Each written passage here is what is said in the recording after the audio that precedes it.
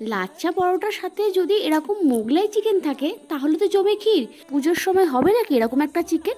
প্রথমে পেঁয়াজ, রসুন, আদা, কাঁচা লঙ্কা, ধনেপাতা, কাজু দিয়ে একটা পেস্ট বানিয়ে নাও। 500 গ্রাম চিকেনের জন্য 100 গ্রাম টক দই দাও।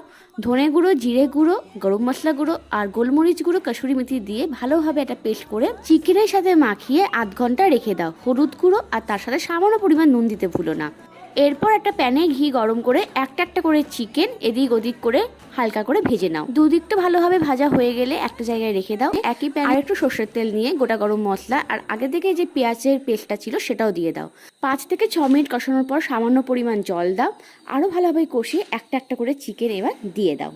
এই চিকেনটা তোমরা একবার অবশ্যই করো, তারপর এসে আমাকে লাইক কমেন্ট করে যেও। নুনটা আমি পরিমাণ মতো দিয়ে দিলাম আর একটা ঢাকা দিয়ে দিলাম। লো ফ্লেমে 10 মিনিট ভালোভাবে সেদ্ধ হতে দিলাম। শেষে নামাবার আগে আদা কুচি আর ঘি দিতে ভুলো না। ভালো লাগলে সাবস্ক্রাইব করো। টাটা।